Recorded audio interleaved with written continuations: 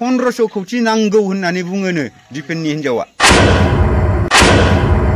5 बोसोर उन्दुसोनानै थाबाय बर' हारिया 5 बोसोराव जे मा खैदां खैफोदजों मोगा-मोगि जानांदोंमोन बेफोरखौ उदिसानो गैया दिनै बिटिसि आव बिपिएफ दोलोआ सरकार दानाय लोगो लोगो जोंहा बर' फरायसा आफादनि बर' हारिखौ सिबिसुला दिपेन बर' बिथाङा अक्ट'बर दाननिफ्राय सोमावसारनायखौ लाबोनो होननानै बिथांमोनहा दिनै गावनि फेसबुक पस्टनि गेजेरजों फोसावलायबाय नाथाय जों बिथांनि जिथु फोसावनायखौ जों दुखु मोनाखै नाथाय थांनाय 5 बोसोराव बिथांमोना सोमावसारनो थाखाय सम मोनाखैमोन नामा ना दिनै बिथांमोना इउपिएल सरकाराव गैयैखाय बिथांमोना गावसोर जे खुगा सुथेनानै थानांसिगोन उदै राननांसिगोन बेफोरबायदि सानदों नामा आङो बिथांमोननि आबसुनि जिथु सोमावसारनायनि डिसिसन लानाय बेफोरखौ आं दुखु मोनाखै बिथांमोना नंगौ 125 खौ एमेन्डमेन्ट बिल लाबोनो थाखाय सोमावसारनो होनदों फरायसालिफोरखौ बिथांमोना प्रभिन्सियलाइज खालामनो होननानै सोमावसारनो होननानै खोथा बुंदों नाथाय बे समा दिनैनि समावसो बुंनांगौमोन नामा बै समावबोथ' प्रभिन्सियलाइज जायाखैमोन आरो नोंथांमोना एफा गमामायैनो मावबोदोंमोनबा बै समावनो 125 एमेन्डमेन्ट बिलखौ लाबोनो हानांगौमोन स्कुल कलेजफोरखौ नोंथांमोना प्रभिन्सियलाइज खालामनो हानांगौमोन नाथाय गंसेबो भेन्सार फरायसालिया प्रभिन्सियलाइज जायासै अब्ला दिनै बिपिएफआ बिटिसि आव सरकार दानोसो थांगासिनो दङ अब्ला नोंथांमोना बे सोमावसारनायनि गेजेरजों बे बिटिसि हालामाव दुंहाव थासारि सोरजिनोसैलाय नामा जेरावहाय नोंथांमोना 17 बोसोर बिपिएफआ दावराव दावसि सरकार खुंबोदों होननानै नोंथांमोना बानसावबोबाय थादोंमोन दिनै बिपिएफआ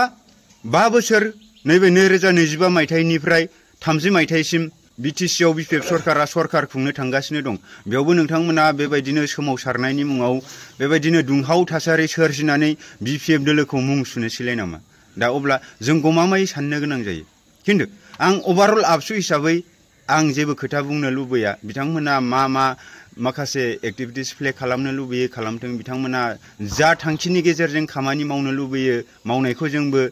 बिथांमोनखौ सापर्ट होनो लुबैयो नाथाय सासे गियाननि मरखौ जाय दिपेन बर' बायदिया नुखा खोनाखा सोरबा प्रमद बर' बायदिया एकदम गोथाङैनो गोथै बर' हारिजों लोगोसे बिटिसिनि 26टा जनगोष्ठीफोरनि गेजेराव बे बिटिसि हालामनि थागिबिफोरखौ ओरैबायदि थगायखाबोनाय बेबायदिखौनो आबसुनि सासे आफादगिरि जानानै दिनै इउपिएल दोलोनो भट बिनानै होनाय अब्ला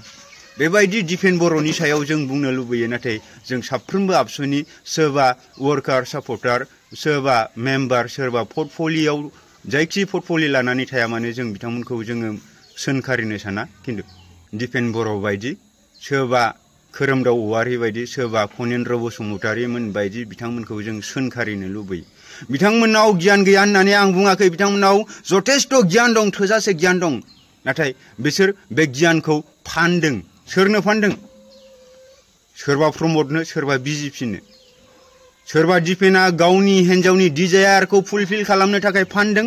सोरबा खोरोमदावमोन बायदिया गाव थिखा मोनबाय थाथों होननानै फानदों सोरबा खनिन्द्रमोन बायदिया इउपिएल सरकार थायोब्लासो जों थिखा मावनो मोनगोन आबसुआवबो बिबान थागोन होननानै बेबायदि बिथांमोना गावनि गियानखौ फानदों बिनि थाखायनो जों सोंखारिनो लुबैयो आसि दिन्थिनानै जों खोथा बुंनो लुबैयो नङा होमब्ला आदारवाइज जोङो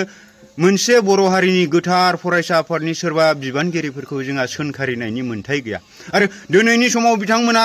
दिनैनो जुदि अक्ट'बर दाननिफ्राय बिथांमोना सोमावसारनायखौ बिथांमोना लानो नागिरदोंब्ला अब्ला बिथांमोना बिपिएफ दोलोखौ मुं सुनो थाखायल' बिथांमोना सोमावसारनायखौ खामानि मावगोन बेखौसो जों सानो नङाब्ला 5 बोसोरावबो जेबो बिटिआर एकर्डनि माखासे दफाफोरा मावफुंजाखायाखै स्कुल कलेज प्रभिन्सियलाइज खालामजोबगोन होननाय जेबो मावनो हायाखै 125 एमेन्डमेन्ट बिल लाबोनो होनदोंमोन लाबोनो हायाखै नाथाय दिनैनि समावसो आन्थोर जयै सोमावसारगोननो देट मिन्स इउपिएल सरकार गैला नालाय आबसुफोराबो गैला बेखायनो गेदेमा हाग्रामा महिलारि बिथाङा बुंबोबाय थाखादों आबसुआनो इउपिएलआनो आबसु दा बिथांमोना सोमावसारनायनि गेजेरजों थाखा फैसा जि कालेक्सन जायो बेखौ लानानै थांना थानो सानदों नाथाय दिनैनि दिनाव नोंसोर बायदि लिडारशिपआ आबसुखौ लिड खालामबाय थायोब्ला जों बर' हारिनि साबैसे सुबुंफोरा नोंथांमोननि सोमावसारनायाव हेफाजाब होगोन बर' हारिनि गंबैसे नखरफोरा नोंथांमोननि सोमावसारनायाव नोंथांमोनखौ हेफाजाब होगोन बे मोनसे बिराद गिदिर कुइसन मानोना नोंथांमोना खालि थगायदोंल' गाव गावनि स्वार्थ सेल्फिशनेस माइन्डखौ नोंथांमोना साक्सेस खालामनो थाखाय बर' रायजो राजाफोरखौ थगायनानै गेलेदों नङा होमब्ला जों बर' हारिया दिनैसिमबो जों डेभेलप जायाखै जों दिनैसिमबो गैयै थासारियाव हाजिरा मुजिरा मावनानै खबसे ओंखामखौनो जों दिनै बबेबा न'खरा मोनजाया बबेबा न'खराव जों बाथि लाइट मोनसे बाल्ब सुनो हायै थासारि जोंहा दिनैसिमबो दङ बै बिथांमोन बायदियासो दिनै नोंथांमोननि आबसुनि सोमावसारनायखौ बिथांमोनासो हेफाजाब होबोदोंमोन नाथाय थांनाय 2020 मायथाइनि 24 जानुवारि खालार खालि जेब्ला नोंथांमोना नंखाय बाखाय बिटिआर एकर्ड खालामना फैदों आरो बे बिटिआर एकर्डनि एमओएसफोरा जे बर' हारिनि थाखाय खैफोद गोनां आरो बे एमओएसआव जे बर' हारिनि जेबो माबा मोनसे जौगालु हाबाफारि मावजागोन जों जे उदां बड'लेण्ड मोनगोन बेफोरबायदि लिरनाय जेबो गैया बिनि थाखाय दिनैनि दिनाव नोंथांमोननि आबसुखौ फोथाया आबसुखौ फोथायनो हागौ खिन्थु लिडारशिपफोरा सोलायथारनांगोन अब्ला जोंखौ बुंब्ला दुखु मोनगोन नाथाय जों नंगुबै जोंनि गोसोनि खोथा जोंनि बर' हारियाव बर' न'खरफोराव बेरखांनाय जोंनि जिथु सिमां सुजुनाय बै सिमां सुजुनायफोरखौ बर' हारिनि गैजारोङै थासारिखौ जों नुनानैसो जों बैफोर बाथ्राखौ बुङो नोंथांमोना इसिबां मोजां बर' हारिखौ अनसायग्राबा बिटिसिखौ अनसायग्राबा दिनै नोंथांमोना बिटिआर एकर्डनि गेजेरजों सोलायनायनि मुङाव सरकाराव फैनाय नोंथांमोना फैयोब्ला बिपिएफ दोलोनिफ्राय साबसिन खुंगोन नामा होननानै नोंथांमोनखौ गैयाब्लाबो 12टा देरहा होदोंमोन नङा होमब्ला खिन्थु नोंथांमोननो मेन्डेटखौ होखायाखैमोन रायजो राजाफोरा गैयाब्लाबो थगाय थसि नोंथांमोना मामानि अननायाव सरकार दाबाय सरकार दानो मोननायनि गेजेरजों नोंथांमोना बे बिटिसि हालामनि गोरिब थाखोनि सुबुंफोरखौ साननो रोङाखैसै दिनै नोंथांमोना जौगालु बिथिङाव खामानि मावनो रोङाखैसै दिनै नोंथांमोना जायखौ फार्स्ट प्रायरिटि होनांगौमोन इन्दिबि बिदा गेदेर जोहोलाव जोहोलावजो जोंनि बिब' बिनानाव बै इन्दिबि केडार्स बिथांमोनखौ नोंथांमोना फार्स्ट प्रायरिटि होनांगौमोन नोंथांमोना बिसोरखौ नेग्लिजेन्सि खालामनानै बिथांमोननि जिथु रिहेबिलिटेसन पेकेज बिथांमोननि जिथु नांनानै थानाय माखासे एनआईए केसफोरखौ नोंथांमोना बोस्रांनानै होआसै जायनि फलाव नोंथांमोनखौ दिनै बर' हारिजों लोगोसे बिटिसि हालामनि 26टा जनगोष्ठीफोरा नाखस खालामदों जायनि फलाव नोंथांमोना 12टा थांनाय 2020 मायथाइयाव देरहादोंमोनब्लाबो देग्लाय 7टाल' देरहादों आरो बेनो प्रमान जे जोङो जोंनि खोथाजों बुंनायजोंल' जाया जों खोथा होनो हादोंब्ला जों मावनानैबो देखायनो हानांगोन मानोना मोनसे सरकारा 5 बोसोरनि थाखाय नैबे इन्डियायाव जोंनि जिथु भारतनि डेम'क्रेसि बे डेम'क्रेटिकेलि जों 5 बोसोरल' मोनसे सरकारा खुंथाय मोनसे सरकारखौ सामलायनो हायो दा बे 5 बोसोरखौ लानानै जुदि नों 5 बोसोरनि गेजेराव नों रायजोफोरनि एसेबो मोजां खामानि मावाब्ला नोंखौलाय जों रायजो राजा जनगणआसो सायख'ना हरो बेखायनो बे सम थानायाव जों बे हालामनि बे जाथिनि सोरनिबा गांनाय उखैनायखौ जों सुफुंजोबनो हायाब्लाबो 50% मावना होनो हायोब्लासो बै सरकारा फैफिनो दिनै प्रमदनि बुंनायाव थगायनायल' दं नाथाय बियो खुनु मावनायाव गैया बे जेबो मावनोखौनो हायाखै दिनै बेबायदि फलाफलखौ बिथाङा मोननो थांदों बा मोननांदों बेखौनो दिपेन बर'आ जाथारिखौ नुखानानै गावनिफ्राय रोंसिनिखौ नुखानानै जाय बायदि मानसिया हाई सेकेन्डारि पासल' बेबायदि मानसिया बिएससि पास होननानै बे आबसुनि प्रेसिडेन्टखौबो बारंबार सेख'नानै लाबाय थादों बेबायदि मानसिखौ नोंथाङा बोरै सापर्ट होनो हायो दिनै बेखायनो आबसुनि माखासे फेभारफोरा गोमालांदों जायनि फलाव आबसुखौ सैया जालांदों दिनैनि समाव नोंथांमोना सोमावसारब्लाबो गासैबो बर' रायजो राजाफोरा नोंथांमोनजों सापर्ट होनाय नङादां खावसे सोरबा इउथफिलखौ मोजां मोननायफोरा सापर्ट होगोन नाथाय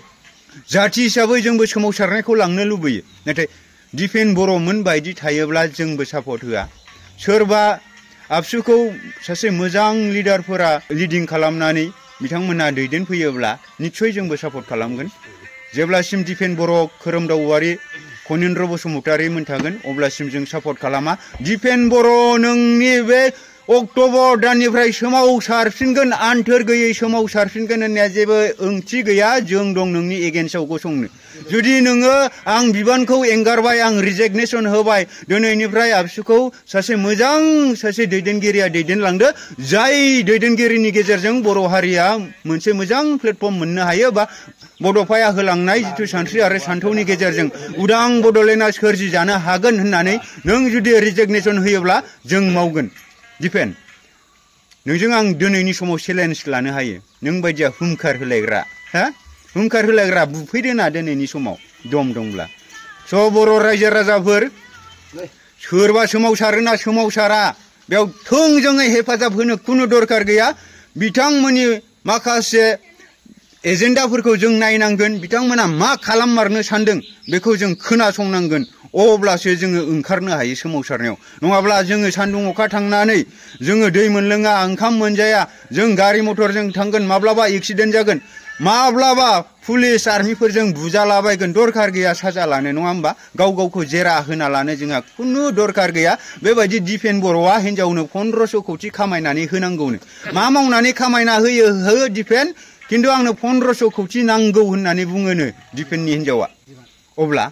बेबायदियाव जों बोरै सापर्ट खालामनो जों सोमावसारनायाव ओंखारलांगोन बे सरकारजों माबा एग्रिमेन्ट जागोन बेबायदिखौ जों सापर्ट खालामनो हाया दिपेन बर' नों जेब्लासिम आबसुनि प्रेसिडेन्ट थागोन अब्लासिम जों नोंखौ हेंथा होगोन अपोज होगोन बे आंनि एकदम 100% I will stand against you okay